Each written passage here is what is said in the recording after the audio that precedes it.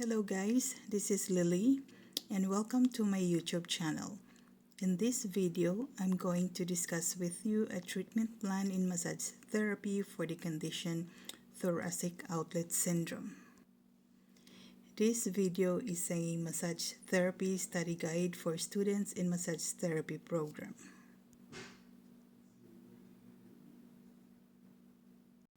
Okay, so the definition of thoracic outlet syndrome, there are a few definitions that I have listed here, so just take a look at this. Okay, so one of the definitions is it is also known as TOS, okay, short for thoracic outlet syndrome, right? So thoracic outlet syndrome is the upper extremity pain and or compromised function resulting from compression, irritation, or injury to the neurovascular structures of the anterior neck.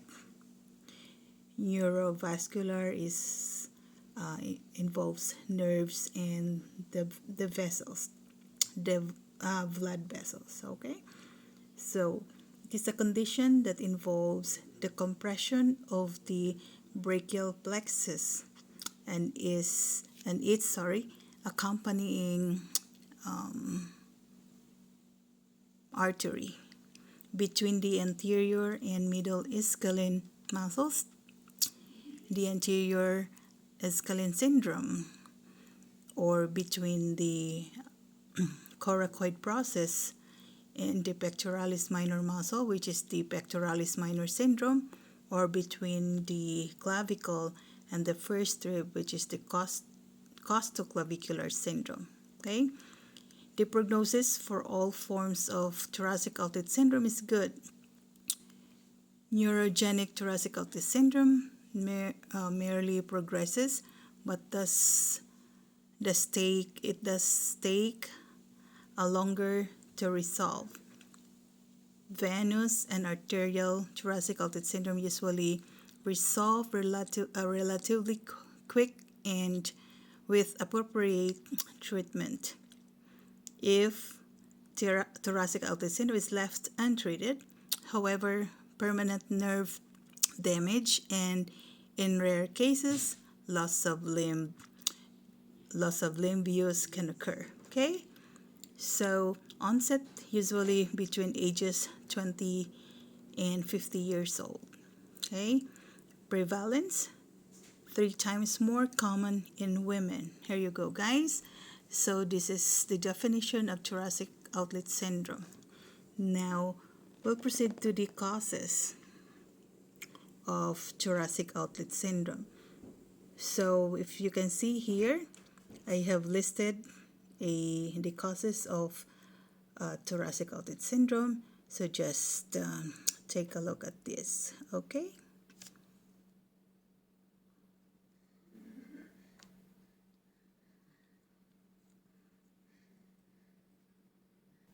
Now let's proceed to the symptoms of the thoracic outlet syndrome condition.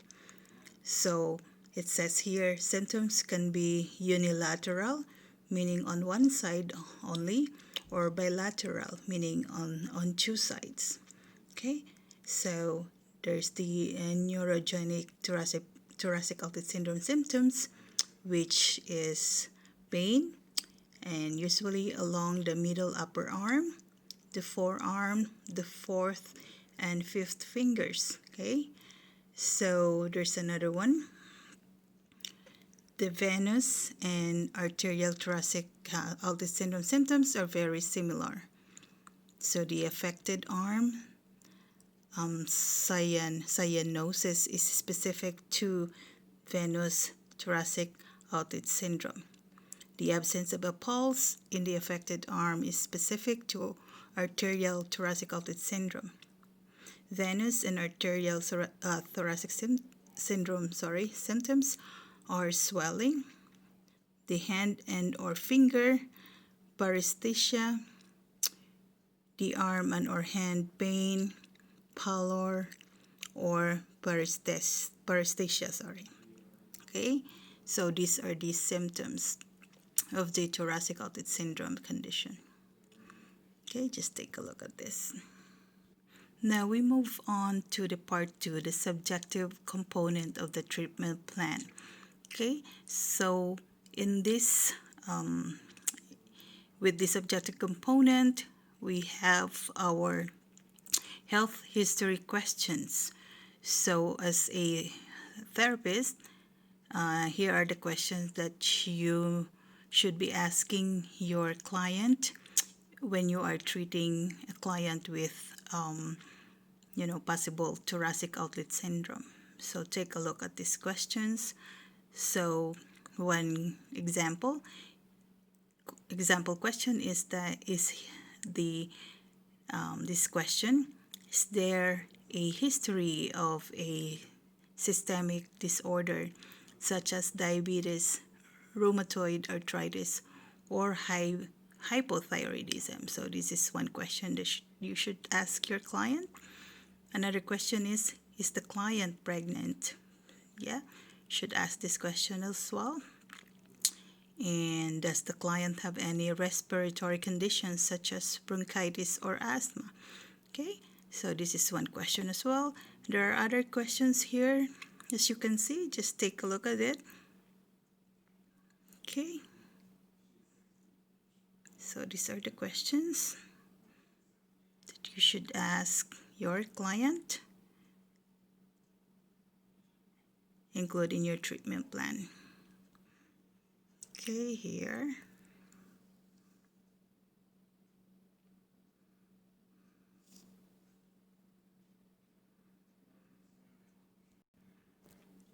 Alright, so the part 3 of the treatment plan is the objective component. Okay, so it will consist of the assessment. So this is your assessment part as a therapist. So just take a look at this. Just read on this. The assessment. Continuing of the assessment and the observation.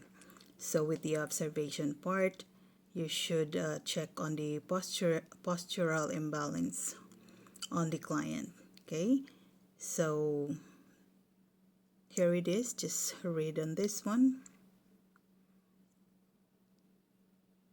It's discussing about postural imbalance.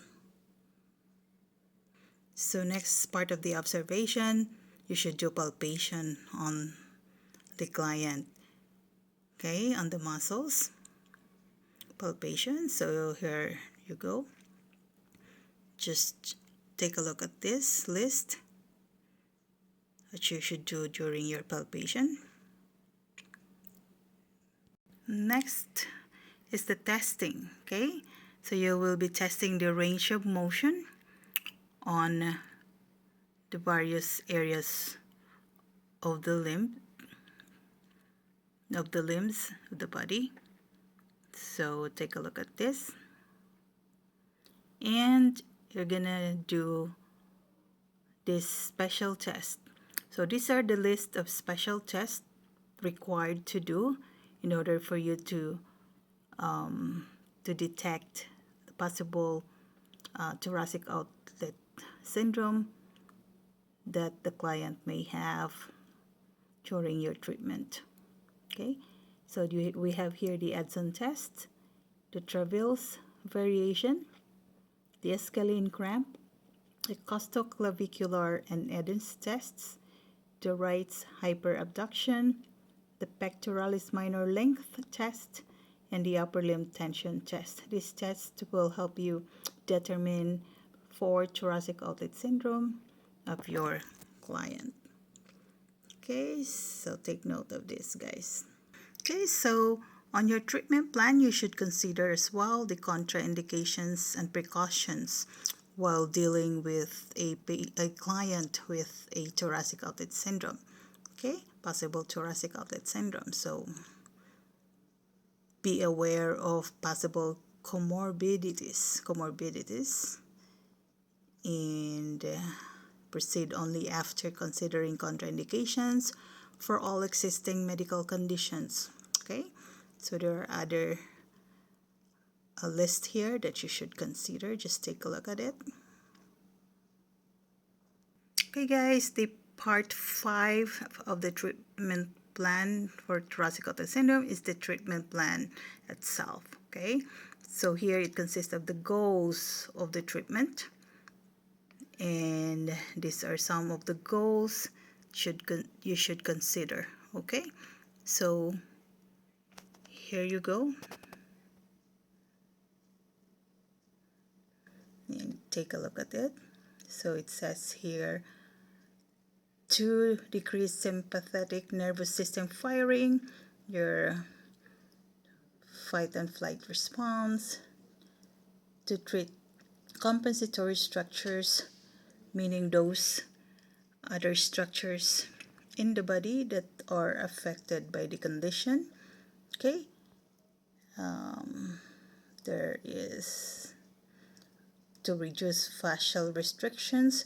This is superficial. This is just the fascia on the muscles that is restricting movements. Okay, especially when the muscle tissues are tight.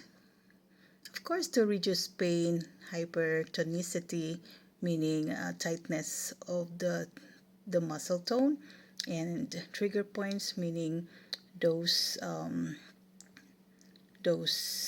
nodular tissues or hard tissue buildup on the muscle, and it's called trigger points where there's pain. Okay, you should release that trigger point to give the client relief from the pain. See, maintain range of motion, reduce edema. If present, edema means swelling, if present, and then improve tissue health and circulation. So this is blood circulation. Okay, that's the goal of the treatment. The next is the general and specific treatment under the treatment plan, and it says here, the massage therapist can address the pain, paresthesia, and compensating hypertonicity and trigger points that accompany this condition. Okay, so just read on the other list here. So it says here, throughout the treatment, a relaxation focus is important. Okay. Now, in the treatment plan, the positioning, pillowing, and draping are important when treating a client. So these are a list of this. So positioning, it says, will be a challenge. Okay, so side lying, which should be the perfect position to approach cervical, clavicular, and upper shoulder problems, may be out of the question because of client discomfort.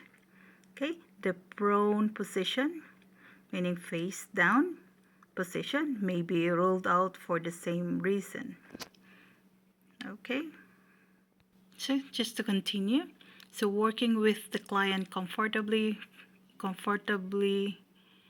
pillowed in the supine, which is face up position, may be your only option, and that is the position assumed in the following protocol. Of course, the client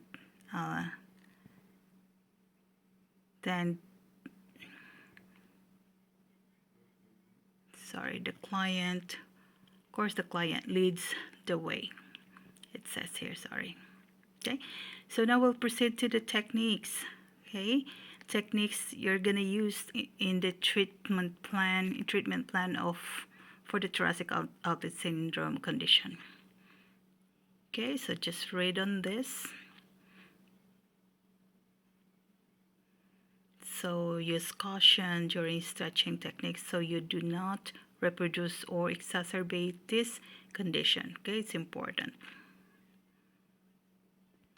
Okay, so here, take a look at this. These are a list of techniques and their duration.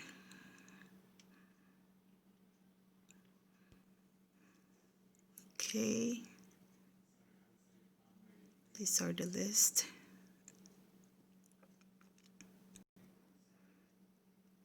Still a list of the techniques and its duration. Let's take a look at it. Okay, here's a few more. Okay, now we're gonna proceed to the hydrotherapy. Okay, this is the application of either hot or cold hydrotherapy for the treatment. So it says here, do not apply hot or cold packs to any swollen structures in the neck, shoulder, or upper extremity when treating this condition. Okay, guys, this is very important. If you are not sure that there is no thrombus, okay, hot packs can exacerbate thoracic outlet syndrome. And there are a few more here that you will just have to read to take a look at this. Okay, now we'll proceed to part 6, which is the self-care plan, and it includes goals as well. So the goals for the self-care plan is to stretch shortened muscle, to educate the client, to encourage relaxation, to strengthen weak muscles, and to refer the client. So this will be your goals on this self-care plan. Okay, so under this self-care plan is to give your client remedial exercises. So here are a list of the exercises that you can consider in giving to your client for their self-care they're gonna do at home. Okay, just take a look at it.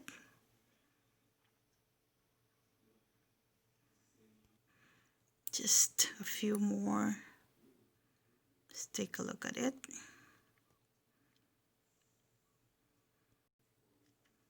Okay,